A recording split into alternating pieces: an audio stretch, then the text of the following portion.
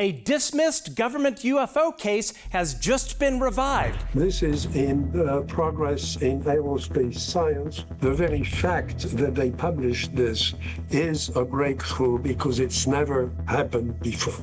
But the breakthrough isn't just the journal, it's what the old report actually said. Everybody thinks the Condon Report said there is nothing to UFOs, go home. 1/3 of all the cases they looked at, cases that they couldn't explain. And one of those cases described an object radiating the power of a nuclear power plant.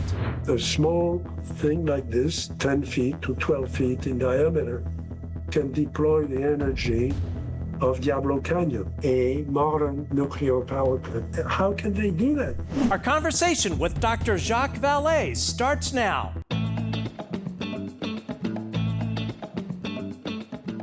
Hey everyone, I'm Matt Ford. Welcome to the Good Trouble Show. Educated in France in math and astrophysics, Jacques Vallée came to the U.S., earned his Ph.D. in artificial intelligence in 1967, and then helped shape Silicon Valley, investing in medical devices, computer software, and even space imaging. And while doing all that, he's also written more than a dozen books on parapsychology and UFOs, becoming one of the most legendary voices in the field.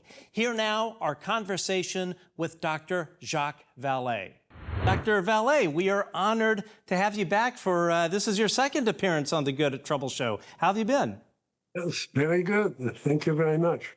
I was thinking earlier, before we dig into the subject at hand, I've always wanted to ask, how many UFO cases would you say you've studied over the course of your esteemed career? So some of them many of them I have studied in, reading reports, and some of them were simple letters from people, letters with pictures and so on. Some of them were thick dossiers from the Air Force and from the French. As you may know, I'm on the committee for the French investigation, which is the longest standing government study of UFOs, and those can go to 150 pages. Wow. I think what's more relevant is the ones that I've actually investigated. And there, a lot of investigations can be done at a distance and so on. But I've also traveled the world to meet people and to go to actual sites, of course, in the U.S., all over the U.S., since the early 60s. And also in Canada and in Mexico, in South America. I've gone to Brazil 4 times, to Argentina 4 times, and of course I'm familiar with most of the prominent cases in France where I actually met the witnesses. And I try to, and that's very important, because what we get now on the internet is one case after another, and we don't really know how much data there is behind the case. We see all these pictures, we see all these witnesses who are, telling the story, but we don't know how much has really happened. And you can't tell that unless you start some sort of investigation. You find people on the site, or you go to the site. Sure. And that's what I've done. I probably did more of that than most people, certainly internationally. And nationally, you can rely, of course, on the networks of MUFON and other groups over the years. So it would be safe to say you have easily looked into hundreds, if not thousands, of cases during your time with the subject. Hundreds in person at the site. Wow. And yeah, thousands. And as you know, the database that we ended up with, that I built for the Bigelow study was 260,000 cases. And those were 260. Wow, I didn't realize it was that much. You know, if you want me to come up with 1 million cases, I can go into the internet and Yeah, do right. that. But Right, that's no, not, the numbers don't sure. do anything.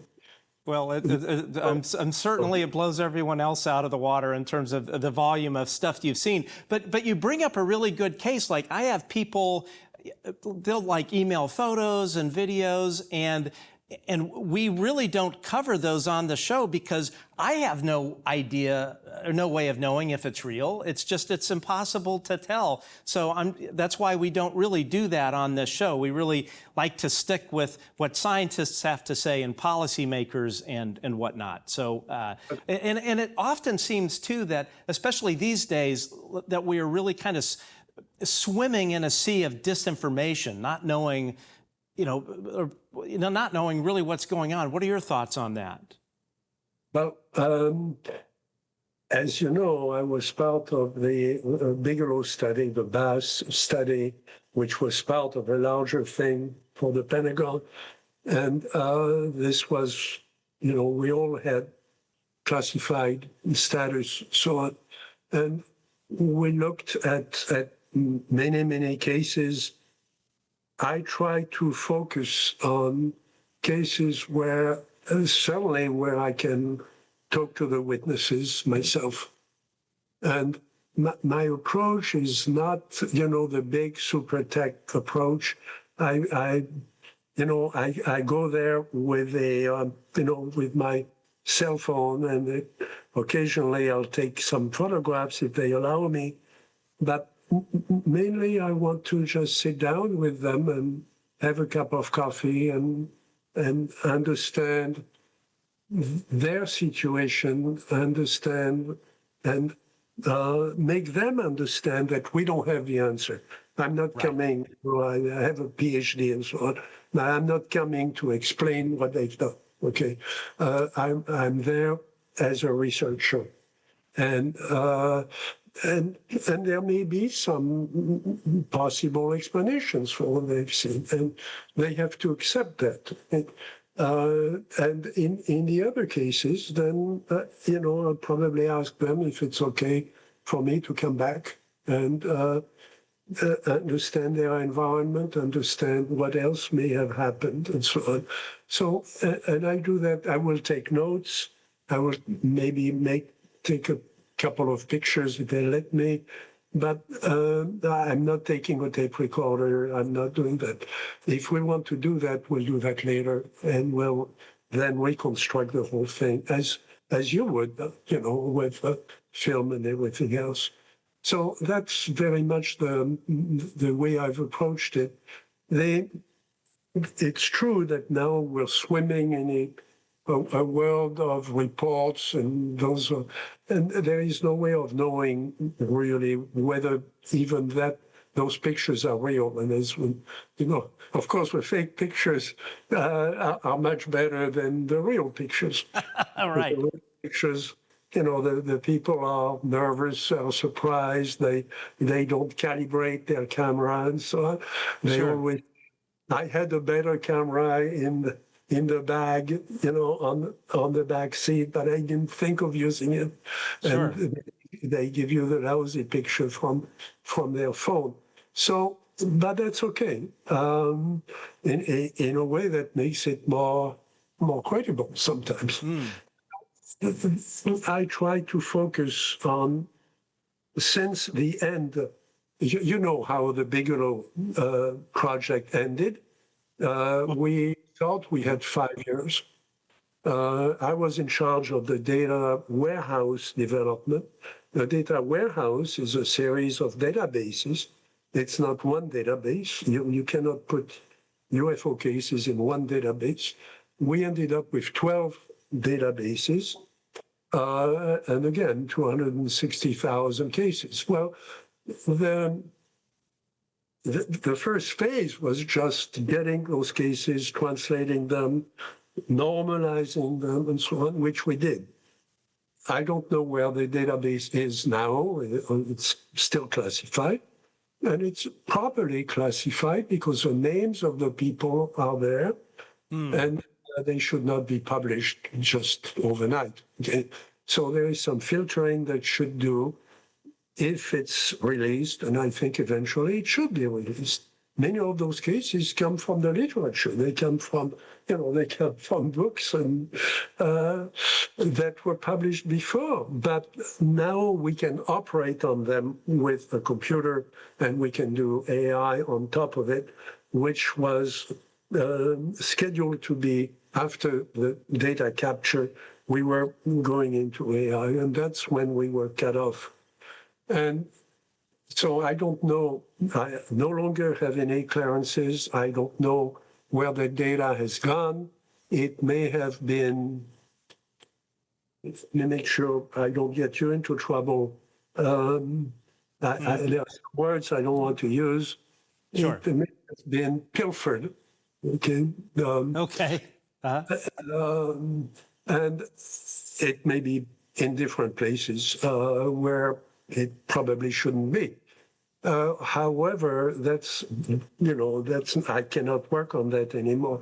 So that actually has freed my energy and my brain to do something I've always wanted to do, which is instead of getting more and more and more cases to do the big picture analysis, I want to focus. So when that project ended, a lot of the data I have, and I don't need anybody to translate it from the French or the Spanish. I have a lot more trouble with Portuguese, and I cannot speak Russian. But those three major languages I can read, certainly. And so I started focusing on a few cases, and the one case that I think would be useful to present is one of those exceptional cases that everybody has missed all those years, okay? And there are a number of others that I will get to, with the good Lord willing, that I will also present. This one we have researched with colleagues of mine in France who are well equipped and used to this kind of analysis, have done that kind of research before, both in the military and in the civilian cases. And we just published it a month ago in this review. We didn't want to publish it in a UFO magazine because Sure. those are good, but they are only read by enthusiasts and amateurs and researchers specific on that. This is in Progress in Aerospace Science, which is the #1 picture around the world about aerospace technology. And it's a breakthrough. The very fact that they published this is a breakthrough because it's never happened before. All those reviews have always turned down of articles, by Dr. Hynek, by Dr. McDonald, by me, by others, because I didn't want to touch the subject. Sure. That is changing. And so this is the very fact that they published this is something of a breakthrough. It's fantastic. And we're going to really dig into this here in a second. So we are right now, and apparently another UAP hearing is around the corner. And I'm just curious, because you've seen this go through cycles. Do you see any signs that this current White House, this current administration, is actually opening the kimono on this issue? What's your take? There are many things in your question. I'm not naive about what goes on in Washington, and I've seen this before. You have essentially scientists and technical people, investigators, speaking before Congress. Most of Congress is concerned with issues of the law. Most of them, by background, are either in business or in law. Many of them are attorneys or were attorneys. are people well-versed in the law. And they should be. I mean, the job of Congress is to make laws. I mean, that's their product.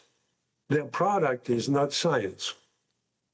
So they can make law, and as you know, they're working on decisions that would take this subject and would put it into an area where it will be looked at seriously by the different stakeholders.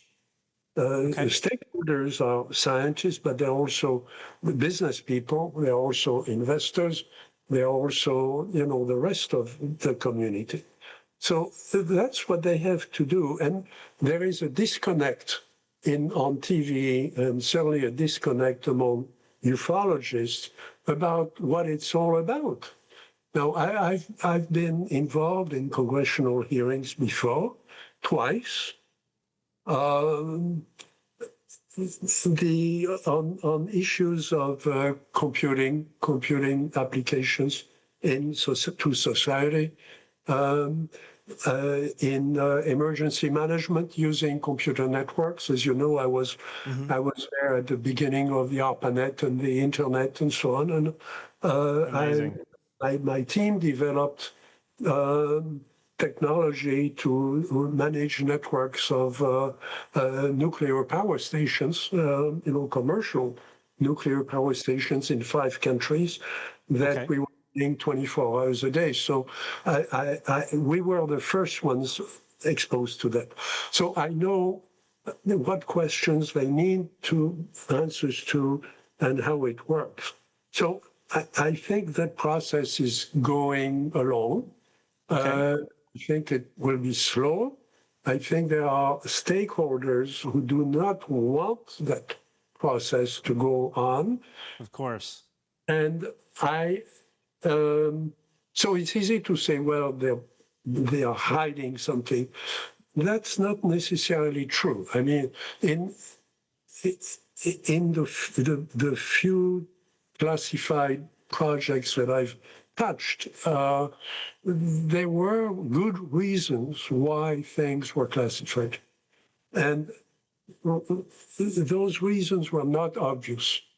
So I trust that Congress has mechanisms to probe into that, but that takes time to find who the stakeholders are, what they really have, and why they take a particular position against disclosure. And it's not simple. It's not just, we'll open up everything, because for one thing, you don't know where everything is. Okay, and I think the case we're going to talk about is a good example of that, because it's been in full view of everybody, official, blessed by the Academy of Sciences, and nobody knows about it, because nobody has bothered to look at the places where it was. Sure. And to me, that's amazing, because so everything I do now is totally unclassified. The cases, from the farmers and my neighbors and so on, are overwhelmingly more numerous than the cases Congress is looking at, which is just a few pilots, okay? With important cases, but they are constrained in the military intelligence, area, and that's a lot of cases and important. But there is next to that, there is a mass of cases that you and I can go investigate, this afternoon. We don't need clearances. We don't need any of that. We need good scientific support, but we've got that. We've got people now getting involved. 3 of the major American universities now have programs about UFOs. Stanford University has had 3 generations of people looking at UFOs. Okay, so I was there for many years. Professor Sturrock was there before me, teaching solar physics Now Dr. Gary Nolan has, is moving ahead with his own research. And so there is an academic tradition of research that can be invoked, and it's not classified. So I love what are that. we waiting for? Sure. Some things we can do, we can start this afternoon. Okay, Dr. Vallée, let's talk about your paper that was just published in Progress in Aerospace Sciences, entitled Estimates of Radiative Energy? Yes, radiative energy values in ground level observations of an unidentified aerial phenomena with new physical data. And the significance of that is that this is the #1 publication in aerospace industry, aerospace applied to industry. So it's read all over the world. It's edited in India and partially in China. It's published, the publisher is Elsevier in England. And so it goes all over the world. And this type of magazine has resisted for a very long time touching the subject of UFOs for all the reasons you gave. It's messy, it's complicated, there are many stakeholders. So this is something of a breakthrough. It's really one of it's really the very first issue of that magazine that is devoted to the UFO phenomenon worldwide. And you co-wrote this with Luke Dini and Geoffrey Mestchersky, if I'm pronouncing those names correctly. So my co-authors, we studied, part of it was studied in the United States, and part of the analysis was done in France with my co-authors, Luc Dini, who has organized one of the official research groups in France, actually in Europe, and Geoffrey Mestchersky, who is also an environmental expert in France, and they have access to laboratories and so on. And as you will see, the main question now is going to be in the lab. Rather than out in the open with the witnesses, but it's a long story. Sure, and I'm curious. So you mentioned that Progress in Aerospace Sciences has not been friendly to this topic in the past. What changed? What changed with them that they said, you know what, we're going to publish this paper? Well, it's not just them. I remember the days with Dr. Hynek, where, Professor Hynek was officially, the research scientist for the Air Force, and for 18 years.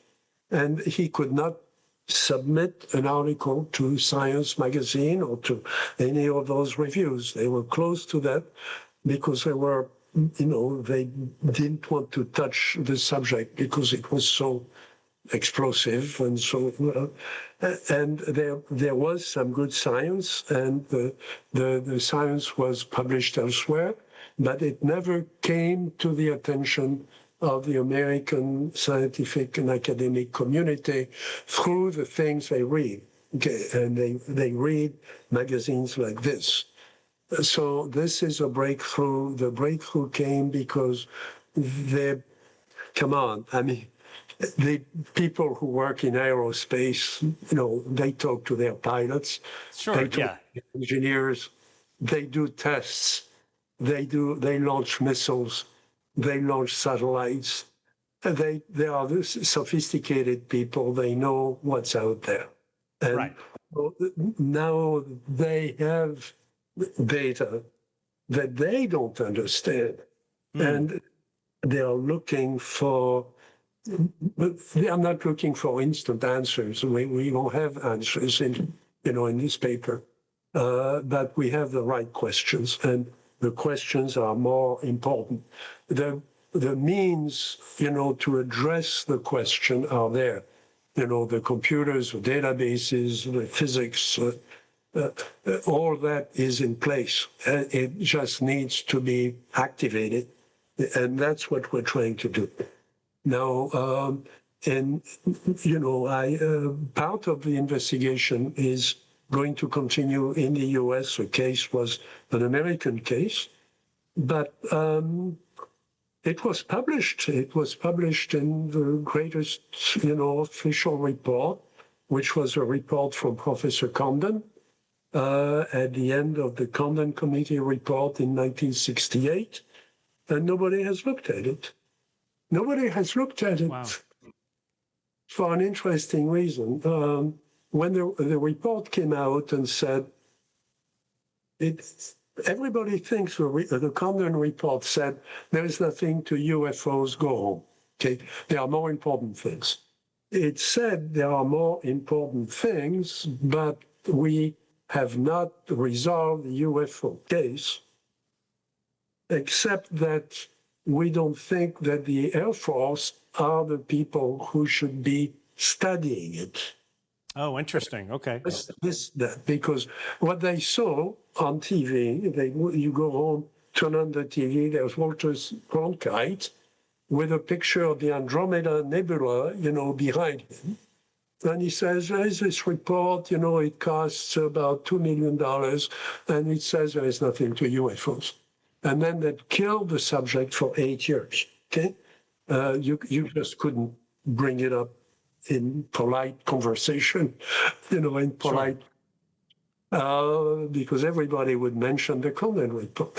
If you read the Condon Report, which is blessed by the Academy of Sciences, which is unique in this case, the case I'm going to describe is unidentified after the Condon Report study, funded by the Air Force and the CIA, of course, but it was also reviewed by the Academy of Sciences and blessed by the Academy of Sciences, which wrote its own introduction to the book. Okay, it's a big book, it's a 700-page book. People have read the first 10 pages, and the first 10 pages say, this isn't an important subject. There may be something to it, but it's not. There are more important things in science, which is true. It was true at the time. There were more important things in science. Now, nobody has read the annex, which is 2/3 of the book, which are the cases that they couldn't explain. 1/3 of all the cases they looked at, and this was an extraordinary panel. I mean, there were many people on the panel that were people I knew, that people I admired in science and in psychology, people I had worked with before in developing UFO databases and so on. They knew the business. I mean, they knew the data. And this case is just one of those that are unidentified since 1967. And nobody has picked it up. So I've been looking at it all the time, and I've done my own research on it, and that's what we can talk about, and that's what we published. We went over that to see where we could take it next, because this is not the end of the story. This is the beginning or the new beginning of an investigation. And this story, so this is about a UAP incident reported by a Louis A. Galloway in Haynesville, Louisiana on December 30th, 1966. So tell us what happened during that incident. What did he and his family see? It's a very simple story. It's, it's not classified. It's not. This man is going home with his wife and 2 kids through a forest at night. It's raining. It's a big forest. It's a forest that's an industrial forest, which belongs to Weyerhaeuser. It's extremely large. And they grow trees that are harvested carefully, periodically, by sections, and are used to build the roof of your house, and the 2x4s and shelves and things like that. So it's a commercial operation. So it's carefully tended. This man sees a light ahead of him, ahead of his car, and there shouldn't be a light in that forest. This is a few days around Christmas. The weather is close to freezing. It's not quite freezing, so it's rain. It's not snow, but he can see through the rain. He can clearly see that light. The light seems to be extremely bright as he gets closer. And he gets concerned with the intensity of the light. He does what you and I would have done, what anybody would have done. He stops a car, and he does the computation of the balance of the intensity of the light versus the intensity of his headlights. Of course, we all know the intensity of our headlights, right? Sure. Well, he's a professor of physics, so he likes to know those things. So he knows the intensity of his headlights, and the light in the forest, a mile or more away, is washing out his headlights about 10 to 15 feet ahead of his car. He does a calculation, and he ends up with a power output from the light, which is equivalent to a nuclear power station. It shouldn't be there. Sure. It shouldn't be the forest right now. There's nobody around. And it's not accessible by road. It's off in the forest somewhere. So he does the right thing. He speeds off away from this, getting his family out of there. The kids have woken up. They're crying. His wife is there. She's concerned. He's concerned. They get home. And he does what a good citizen should do. He writes a report to the Air Force. At that point, we're in 1967. I just got my PhD at Northwestern. I'm working, have a position in the computing center at Northwestern, and I continue to work with Dr. Hynek. Dr. Hynek and I had gone to Project Blue Book at the Air Force Base, where all the files were kept, and we had spoken to Hector Quintanilla, Major Quintanilla, and about the statistics of the Air Force at the time. The statistics of the Air Force were picked out of a hat, essentially. And if somebody had challenged them in Congress, that would have been a disaster because the statistics were wrong. And so we convinced, Dr. Hynek and I convinced the Air Force that I would redo all their statistics on a computer so that they could be analyzed better, and also that I would redo the estimate of whether this was unidentified or just an unknown, or could be potentially, a satellite or the moon or some natural explanation. So they agreed. They were paying me something like $200 a month to do that. And every month I would get a bundle of things. People think the Air Force files were classified. They were never classified. At that point, I wasn't even an American citizen. You couldn't be a citizen. You had to be in the U.S. 5 years before you could apply. So, I had a green card, but I wasn't I wasn't a permanent citizen. So, but the files were open and they needed help. Okay, and they knew they needed to computerize it. So every month I would get a bundle of things, and this case was one of many. And they had done a cursory explanation for why the light was there. There are lots of reasons why there could be a light in the forest.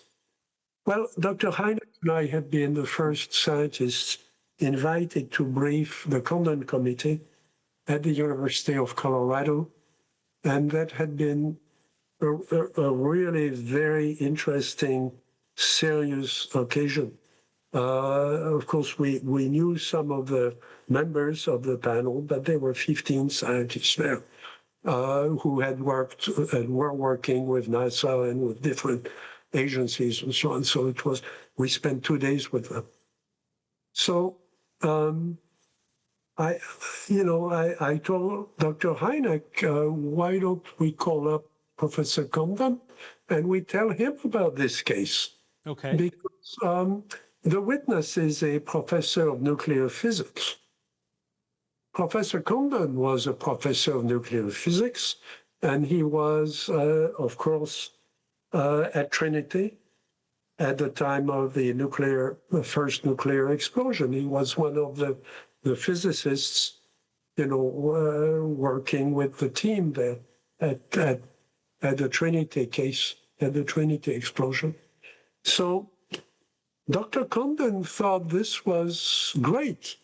So he called up the witness, and the witness essentially confirmed what the Air Force had said. And there, I think some of the more interesting things are, what did people miss? People thought that Condon was hired to kill the subject. Well, his report killed the subject, but this case has a long paragraph that we quote in this. We quote the actual paragraph from the Condon Report, which is completely accurate about the conditions of the case. And then in the appendix, there are 3 pages of analysis of the case that nobody has looked at, okay, except me and a few people. Amazing. Since 1967. And if you read it, you see that Condon sent 2 of his people, a psychologist to interview witnesses and so on, and a physicist, both of them PhDs, to go to the site. They didn't find the actual site. They looked for it. They couldn't find it. It's a huge forest. The site was found later, and we report on the site itself. So this is a map that shows where the site is in this very large forest north of the border between Louisiana and Arkansas. And as you can see in red, you can see the main road that the witness was following, and then you can see the forest road that the foresters would take, and then you can see where the actual site where the object was. So you can understand why it took them time to determine exactly the position. Okay, let's look at figure 3. So this is the actual site map, which is really pretty detailed here. Walk us through that. So this shows the road, and it shows the distance to the the angles measured from 2 different places. So when they went back to the site, they essentially did the triangulation that probably should have been done the first time, where, what was the angle when they first saw the light, and what was the angle when the light disappeared behind them. So they went back and reconstructed the crime. And then they found a place which was just beyond the old unused railroad line. And there is a small bridge there and that's how they found the actual clearing. So this comes after the Condon Report. Okay, this is the new physics. But there was enough physics at the time for Condon to do his own calculations of the energy. He found twice the energy that the witness had estimated. So we have a range of energy, and that's the range of, Diablo Canyon in California. And so in the range of a modern nuclear power plant, civilian nuclear power plant. What is it doing in the middle of the forests Right. a few days after Christmas when it's raining? Okay. Sure. So, but we know, as opposed to what you see on the internet today, somebody saw a light or somebody took a picture and there is no reference in the picture. You don't know if you're looking north or south. Here we know everything. The article starts with what we wrote, start with an unexplained observation was made on December 30, 1966, about 2030 CST at a location 1,200 yards west of Highway 79, 3.6 miles north of Haynesville, Louisiana, so that the sighting itself was located in Arkansas, about 1 mile north of the border between the two states. The witnesses were Dr. Galloway, age 31, Mrs. Galloway, age 28, and so on. We know everything. We publish the weather data from professional weather sites in 2 locations close to the site, and we have the infrared photographs taken by pilots that from a local, airfield that were involved at the request of the Condon Committee. Let's take a look at Figure 4, all environmental data. Firstly, what is that photo, and what do we see here in the surface weather observations that would be relevant to this case? So the table is one of 5 tables we have bracketing the time at the site at the time. So we have one, and those are official weather stations. This is not just somebody with a thermometer. So they measure and they record the light, the time, the temperature, and the wind, and any other kind of environmental event. If there is lightning, if there is rain, what kind of rain, and so on, every 20 minutes. So I just wanted to show an example of that kind of thing.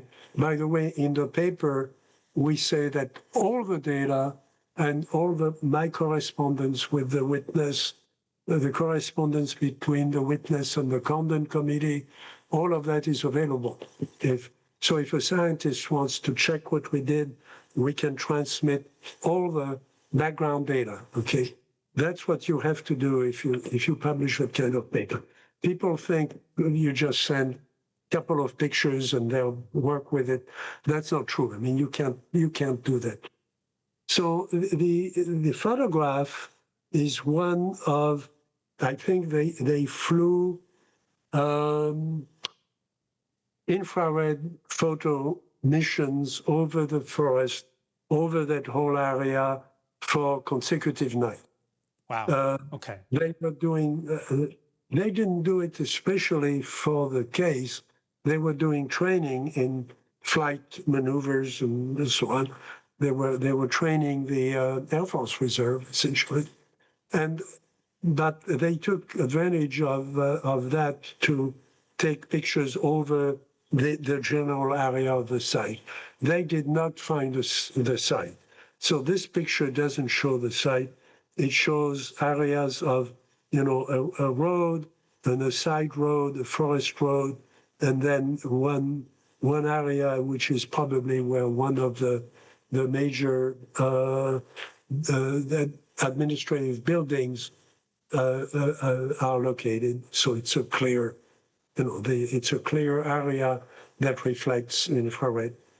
The rest of it is the forest. So that gives you a range of things. So they flew night missions with infrared cameras repeatedly over the forest looking for the site. We have the infrared pictures, okay? So the paper gives everything a scientist would need. And that's, of course, one of the conditions for a review like this to even look at it, okay? If you just say, I took a picture of something amazing, I mean, nobody's going to look at it for more than 5 minutes. So we went, the witness after the Condon Report, which flagged the case as unidentified and reported to the Academy of Sciences as unidentified, with 4 pages of details of their own people at the site. Okay, this is what everybody has missed all those years. Wow! And it's there, in plain view.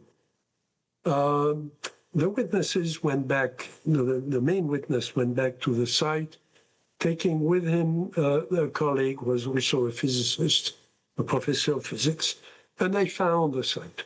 So in our study, we started from the actual distances and we redid the calculations.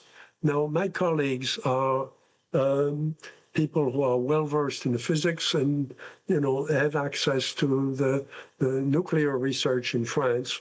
The studies have been done at Saclay, which is one of the major centers for nuclear physics in Europe.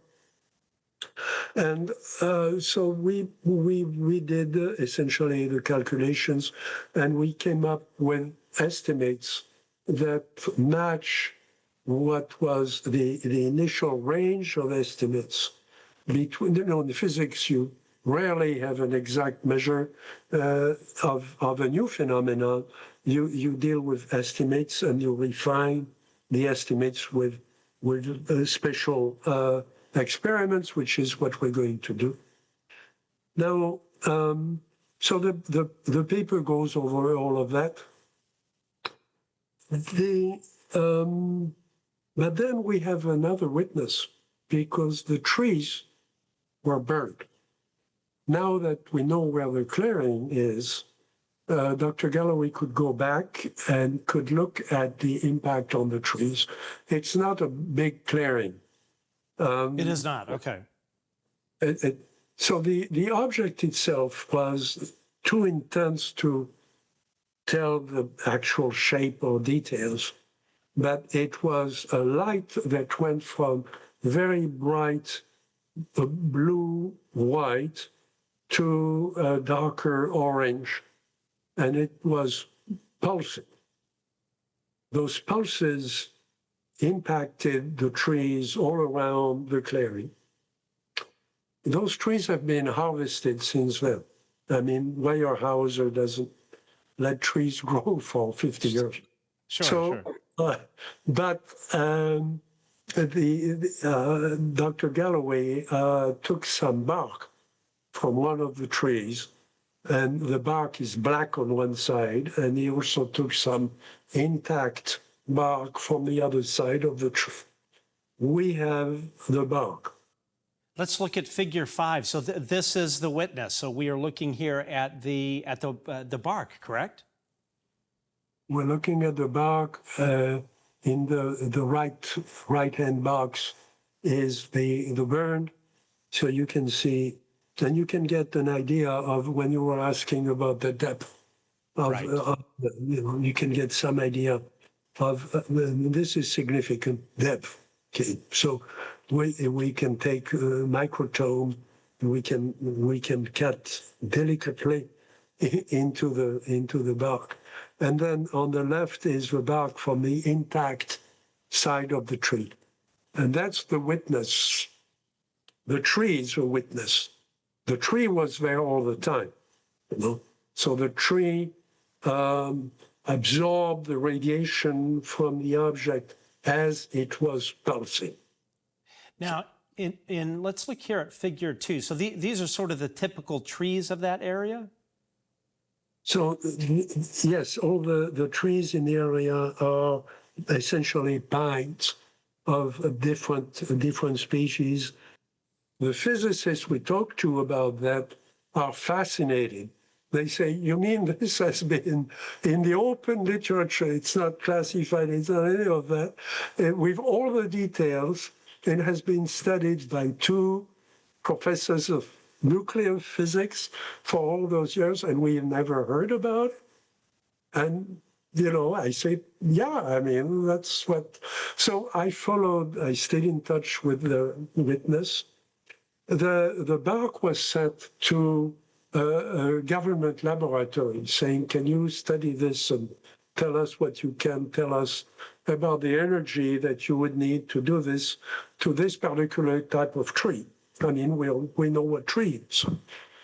And they sent it back with no comment, which is my experience sending things to government labs. They don't want to have anything to do with it. So okay. I've had that reaction several times. There are also times when they just keep it and they say, well, you know, we lost it, or we burned it, or we, right. or you know, some guy came in and showed us some ID, and he took it, and we don't know who he was. Okay, sure. Which happened. But we gave it to him anyway. yes. But, so I have 2 actual cases of that. I mean, and you know, and the Nimitz is a case of that. Right. How the information was legally taken over and flown somewhere else for reasons I understand. But we're doing physics with half of the problem missing. And, you know, if you've ever been a student, you know you should read the whole problem before you try to solve it, okay? Here we can't do that because we don't have the whole problem. So in this case, in Arkansas, we have all the data, and we're going to continue subjecting that bark to. So I called Dr. Galloway and I said, well, since you got the bark back, can I have it? And he said, sure, and he sent it to me. And I did until, so people say, yeah, give us a bark and we'll study it in the lab. But they are going to do destructive testing. And I don't. Okay. It's like the Shroud of Turin, you know, you cannot do destructive testing. Sure. So you have to come up with something else. And it's difficult. And we think now there are techniques that are that can be invoked where we don't have to destroy the sample, so that if somebody disagrees with our measures, we can give them the actual thing intact, and they can redo the study. I mean, that's what you do in the scientific community. You know, one measure from one lab means nothing. You have to. It's interesting. People will read it, and then people will say, "Well, give me the goods, and I'll redo it in my lab." So it's a long story, but No, good. That's the whole case. Folks, there is more to come from Dr. Vallée, who has some really groundbreaking revelations you are not going to want to miss. But folks, over half of you watching right now are not subscribers. So please help us grow the Good Trouble Show by becoming a subscriber to this channel. Hit the subscribe button and then hit the little notification bell next to it so you will always be up to date on our latest shows. We are also on all the major social media platforms. You can find us on X at Good Trouble Show and everywhere else at The Good Trouble Show. You can also find us wherever you enjoy your podcasts. Search for The Good Trouble Show with Matt Ford. And if you would like to become a supporter of The Good Trouble Show, please join us on Patreon at www.patreon.com/The Good Trouble Show. Your support allows us to keep bringing you great guests, great shows like we have today with Dr. Jacques Vallée. With that out of the way, let's get back to our interview with Dr. Vallée. Yeah, and you know, and I want to go over some of the particulars in this. Now, one of the things that I found that was just fascinating was that this wasn't an isolated event. You know, there was a kind of like a whole warm up to it. So, for instance, in August '66. 4 Canadian Air Force jets at 36,000 feet see and photograph a silver disk brighter than the sun. Dr. Bruce Maccabee later calculated it would have been putting out between 2,500 megawatts and 10 times that, depending on assumptions. And you note in your paper that that's, as you mentioned earlier, comparable to multiple nuclear plants. Then in September 19th, a dull red crescent hovering at treetop level. December 24th, a light so bright it lit the forest like noon, which I guess was called the Taylor case. Then December 26th, you have the Cockrell sighting, a white flash that floods the woods and highway. So by the time of this Galloway sighting, that whole area has multiple reports of things, which in my mind, that really reinforces even further the credibility of this particular case. No, you're absolutely right. There are a couple of things to bring up. First, another myth is that the Air Force was just, whitewashing those things and pushing them out. Well, there was an Air Force major who was involved in the research on the case. Once the report was made to Blue Book, and he took a real interest in that, and he calculated the energy, and he came in the same range of energy, and he was obviously a physicist, at the Air Force, familiar with nuclear weapons and so on. So he could do that calculation, and that's quoted in our report. And then Dr. Condon got out of it by saying, yeah, well, we did this study and we have 4 pages of things and it happened and it's very interesting, but, it was an object on the ground. It wasn't really a flying object. So It was technically not a UFO, and it wasn't a UAP either because, it was aerial, but it wasn't just a phenomenon. I mean, it's something that it was there and it burned all the trees around the forest, so around the clearing. So Galloway and his colleagues went around asking people, and this is one of the most interesting things, seeing if anybody in the area had experiences with an unusual light. They found 5 cases, of which 2 are close to this one in space and time, And those are the 2 that I reported in the paper. Well, what they saw was an extraordinarily bright light, some distance away, that was in the sky and then was hidden behind some trees, came to ground level. So those 2 other cases, of course, had never been reported before. And there is this notion, including in Congress, that when an American citizen sees a UFO, he reports a UFO. Well, why would they? They're to be ridiculed by their neighbors if they are in business in a small. So, they asked, why didn't you report this to the Air Force? And, well, they run a store in a little town. You run a drugstore in a little town in Arkansas. Are you going to be known to all your neighbors and clients as the guy who sees bright lights from Venus, Right. in the forest? And of course not. So it's going to stay in the family.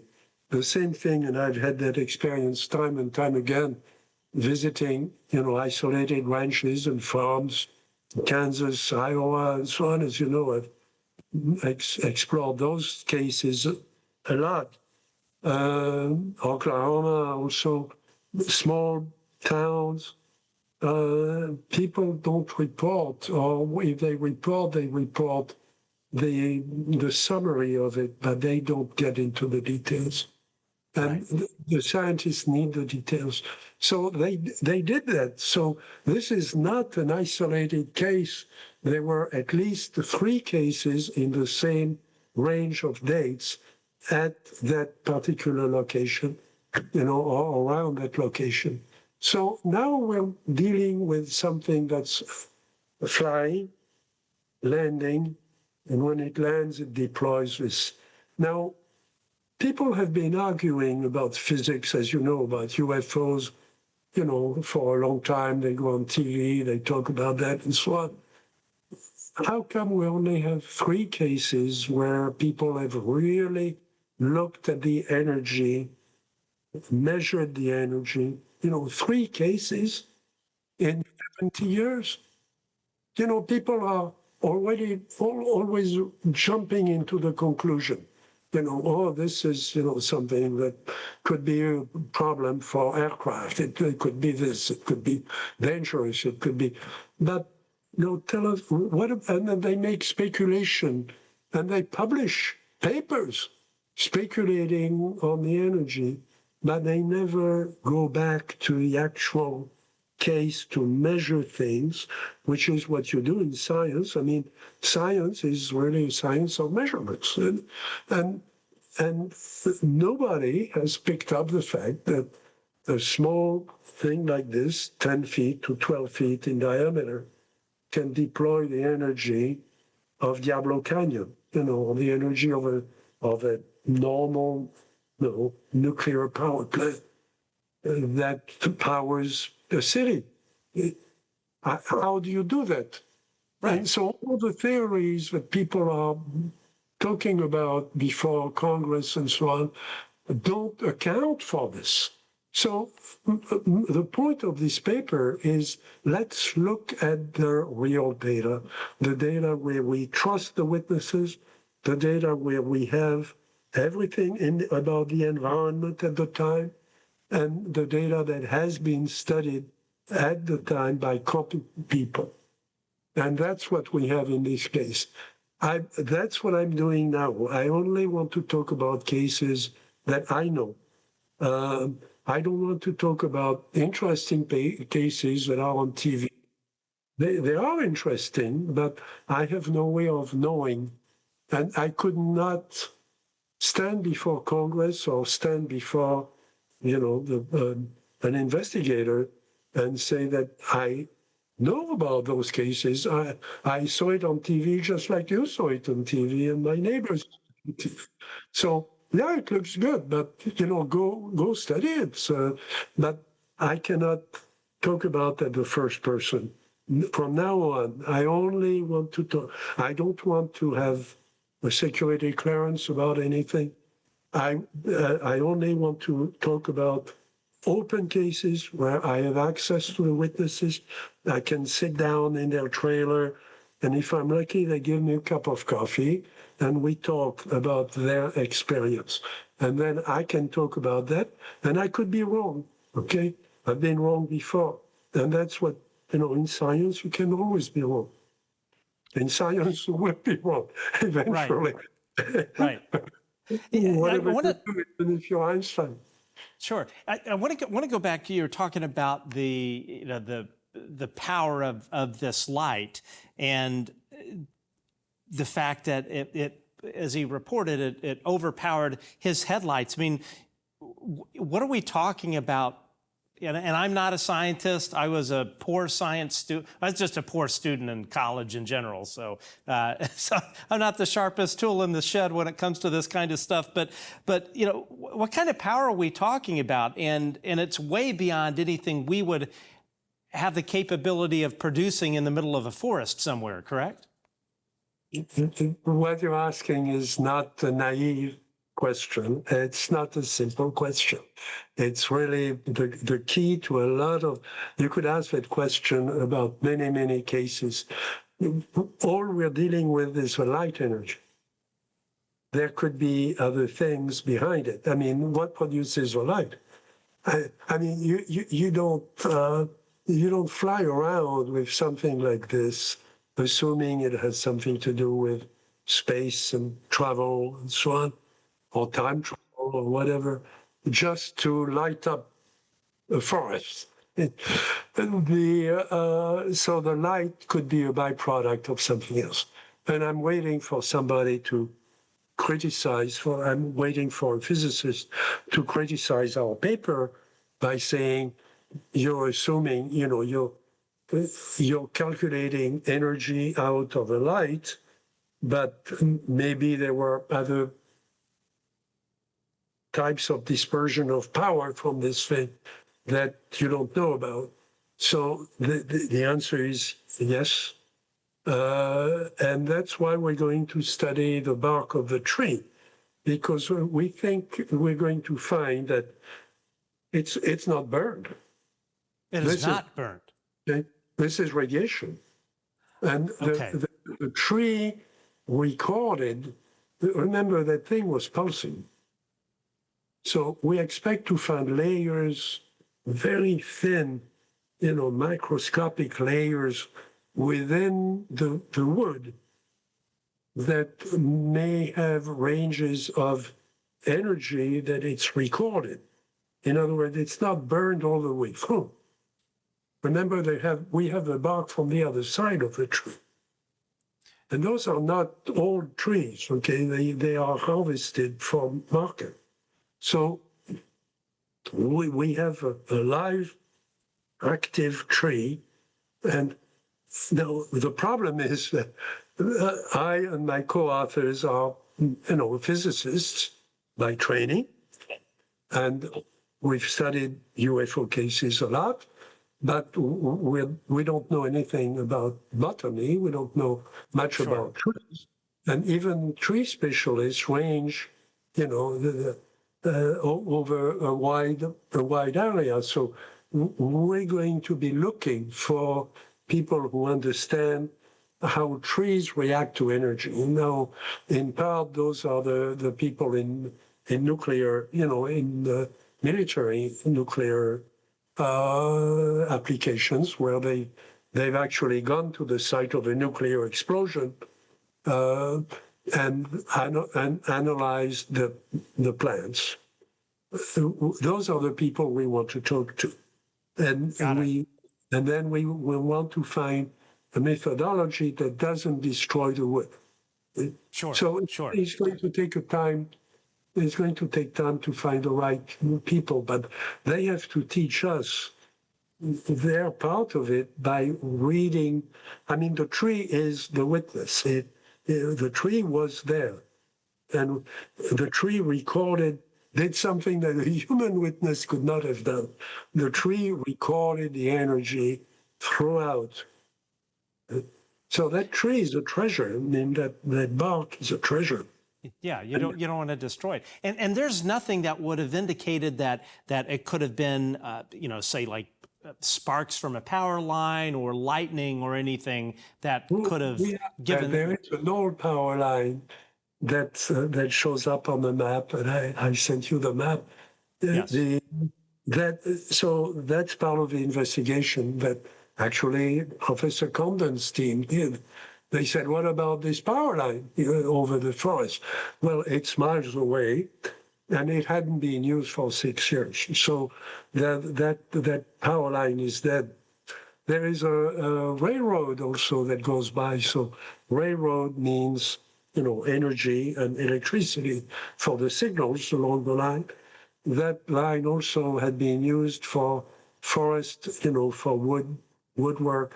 And it was unused. So there is really no human, industrial, or technical activity in range of the site. That could have caused it. I want to jump back to the Condon part again. So the Condon team in '67, they never even found the site. Did they reach out to Galloway to say, hey, why don't you come up here and let's go try and find it? They went back to the forest and they looked for the site. And Galloway couldn't find the site again. You know, Okay. it's huge for us. But he came back later and did triangulation, you know, from different places where he remembered having seen the light. And that's what we have in our paper. And did that occur after the Condon Report was submitted? Yes. Okay, okay, so it's really too late for him to go back to Condon and say, hey, I've found all of this stuff. No, to my knowledge, he did not. Okay, okay. And he Condon also... Shortly after, well, this was the last thing he did. And he knew, and the Air Force knew that, you know, he could take the risk at the end of his career because he couldn't be subject to ridicule and so on. He, you know, he resigned right after the end of that study. And I want to clarify, there were multiple trees that were burned, correct? That were all facing this clearing? Yes. And so they all exhibited that. And you know, and I realize you're not a botanist, but from what research you've done, is it rare to see this kind of sort of burn pattern in these trees, or any tree for that matter? It is rare. I offhand,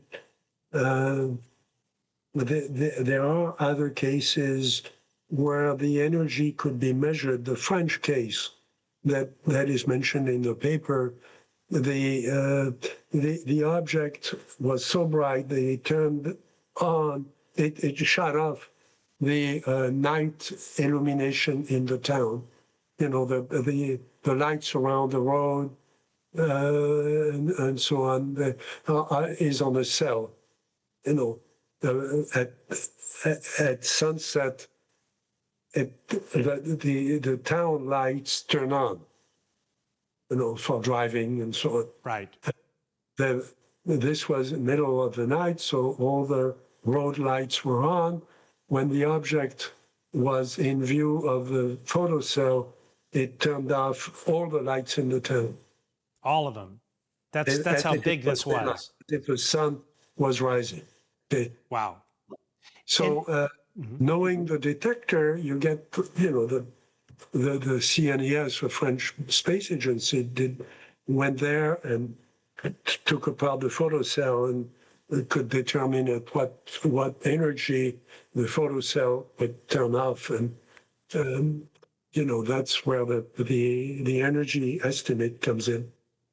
Well, and I would think too with photocells, it's not an instantaneous reaction. That light would need to be there for some period of time for the photocell to turn off, correct? Well, it will, you know, if you come to your home at night with your car and there is a photocell that lights up your garden, your light, it will turn off when it sees the car. Oh, so, okay. It won't turn off in 1 second, but after a minute or so, it will, you know. So but again, you only get a range of values for the energy that impacted the cell. So, but it's in the range that we're looking at. So there are very, very few cases, you know, Dr. Maccabee, you know, that it's from a photograph. Here we have ground, you know, ground data, you know, that verifies that there was something there and verifies the type of energy. When we know that the energy, the trees were not burned. So what would have blackened the, I mean, do you know definitively what did that, or that requires further study? It's energy from the object that was light energy that was coupled, it's not heat. It's light energy was coupled into the tree. To your knowledge, did the family experience any sort of ill health effects from the UAP? To my knowledge, they did not, and they did not report anything like that. In your report, and you touched on this briefly, you compared this to a French incident. Walk us through that particular incident, beginning to end, if you would, please. So the French incident was the one that you mentioned before, where that there was essentially again a light. The witnesses couldn't see what was within the light or behind the light. Again, it was in the middle of the night. So the witnesses, to my knowledge, were kids who were coming back from another place, and the baker, of course, who is going to be alive in the little French village at 2:30 in the morning, is a baker, getting ready for people coming to buy bread in the morning. So those were the witnesses, and we know where they work. So the French team tried to triangulate exactly where the object was, and then what energy it would take to turn off the city, the city lights, the town lights. It's just a village. And that's where the data comes from. And again, it's in the range. So there are essentially only 3 cases in the whole history, So if you just, and that's what I want to do now. I don't need the 260,000 classified cases in Las Vegas. I mean, I don't know where they went, and good luck. And there are lots of, very qualified computer scientists who can do what I would have done.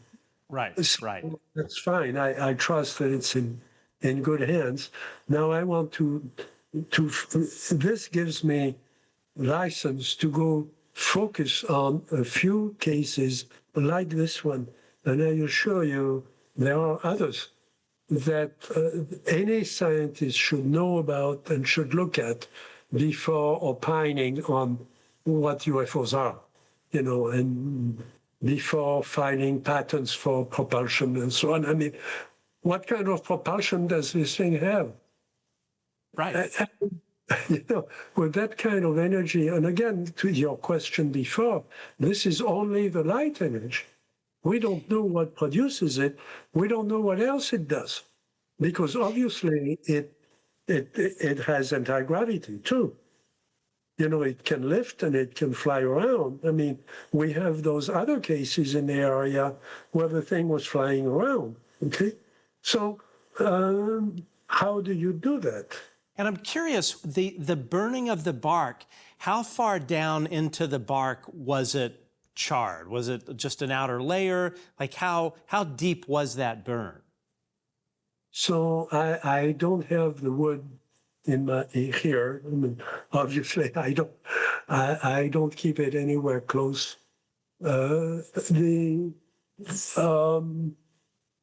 we can answer that question without cutting anything, because it's broken up in layers, So when it took the bark out of the tree, that's the way it came out. Okay, it came out in these layers, as you would expect, because the bark grows, in layer after layer every year. So when it breaks, so we can see that it's less than certainly less than 2 millimeters into it. Wow. Okay. So it's not like you would experience in a forest fire or something where it would be significant, burnt deeply. It's not a fire. Wow. Yeah. So very, very, very unique. Are you aware of any other UFO cases that have this sort of physical evidence that can be had or currently is being held? not that where we would have the physics that goes with it to the extent of this case. I mean, this is a complete case for the scientists to look at. What we don't know is, and that's where the research goes from here. And we want to involve, American experts in wood and American experts in energy to take it to the next step of what is it that we should measure next to derive the nature of the energy that caused the light, that caused the trees to blacken. In your paper, you lay out some recommendations, sort of a game plan with radiation sensors, thermal cameras, forestry experts, et cetera. If we get another Haynesville incident, what would you propose to be, let's say, like the reaction or the sort of response within a 24-hour period? Well, first, you would make sure that nobody goes there. I mean, you would have to do. I love the case in Socorro because there were 3 FBI people with nothing to do that afternoon. They were there when the case came in to the local police, and they went to the site and they protected the site. So the FBI way. Otherwise, we would have no data about Socorro. It would have been trampled by people. So first you protect the site. Then you would have to bring in, of course you're going to interrogate the witnesses and so on, but then you have to bring in some instruments. You would have to collect data the way a crime scene. Again, the FBI, knows how to do that. You would have to do a crime scene survey, with people in protective, clothing, because you don't know what could have been deposited there. So the first thing is a Geiger counter, which is easy to do. Measure if there is any radiation that would harm the investigators themselves. Okay, so do they need a full, suit and so on? If in most of those cases there is no remaining radiation, so you can then step in to the enclosure, and then you would start looking at everything, and you'd start measuring distances, and you'd have to, do a complete map, and then look, square by square by square at anything that remains there. When I went to Russia one time under Gorbachev, there had been a sensational case in Voronezh in the south of Russia, about an hour flight from Moscow south. And everybody had laughed at the reports and so on, say the Russians are crazy, they tell UFO stories and so on, including the New York Times. Well, that's not true. This was a really serious case. I went there on behalf of a French newspaper with a French journalist, and we spent a week there, not in Voronezh, but in Moscow. But we asked about Voronezh, and they sent a team from Voronezh to Moscow to brief us. Again, this was fascinating in terms of the radiation and what the radiation did. And all those cases, then we briefed UFO investigators in Russia. At the time, this was again the Gorbachev years, they were very open about UFOs. So there were 3 teams researching UFOs. There was one from the Academy of Sciences that we spoke to, who were really interested in plasmas. They thought UFOs were plasmas. In some cases, they are. but that doesn't explain UFOs, certainly doesn't explain this UFO. So, but there were other people, and we asked to go, if we could go around the table where people would explain what they did. This was fascinating because you could not do the same thing, certainly at the time, in the United States or in France. The caliber of the specialists involved was amazing. And one of them was a naturalist, and he said, one thing they would do in the case you described, you have an area where something has happened, is they look at the insect life.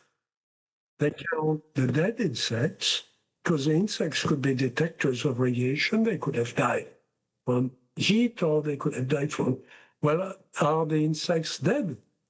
What kinds of insects are there? If they are not dead, what's the density of insects in the area versus insects somewhere else? Did the insects leave the area after the event because the environment had changed? I mean, the insects are the best detectors you've got at that point when you come into, a forest or a prairie or, or a place where something like this has happened. So they were very clever. They would count the frequency of different insect species inside and outside. There was a case in France where a naturalist, and I've been there with him, was there, and he did the same thing. And then we redid the study with looking at insects and at chemicals in depth around the trace. There was a trace of an object that had landed there, and people were saying, well, obviously a tractor went through there, and the tractor was spreading chemicals, and you'll find the chemicals. Well, one, we didn't find any chemicals. Two, we found remains of vegetal things on the surface, and in depth, the earth in depth, meaning 1 foot down, in that circle, where everything, all the chemicals were identical to the surface chemicals, except that on the surface there was grass. Okay, now there were no chemicals from a tractor. There were no traces from a tractor. So we could discount all this. And the witness was very happy because he had been accused of all kinds of things because it was a single witness case. So we went back and we did that and we published that. Everybody has forgotten that, but it's there. It was published in the 90s. So all those, those techniques have been used. They've been used elsewhere, which is another reason why we shouldn't just look at U.S. cases. The U.S. exposed area to the phenomenon is about 2% of the Earth. Okay. But the other 98%. Okay. Yeah. Come on, I mean, we're going to restrict this and we're going to confiscate. Somebody's going to come and confiscate the bark from that tree. I mean, Right. Okay. I mean, that's a laugh. There is no justification from that. Right. Yeah. To spend another 20 years in a government lab, and then it will disappear like so many other things have disappeared before that we're still looking for. Right. So yeah. They seem to be really good at losing things. So no, I mean that's not the way to do it. Let scientists do their job. Right. Well, Dr. Vallée, this has been fantastic. So what is next for you? Can we expect more papers like this, and can we expect another edition of Forbidden Science? Well, there will be one more book, the Forbidden Science. I'm finishing it now. Okay. I want to conclude it. I don't want to take another 10 years to do it, so I'm going to cut it off at the end of this year. because after that, you know, the subject has changed, and it's not my, you know, one of the skills I can bring are very narrow now in the spectrum of things. There are 3 major universities, again, in the US now teaching about this and doing research. And now it's time to do the big science to come over that. And also the social sciences, you know, should start looking at this. There's a lot of social science right in this, you know.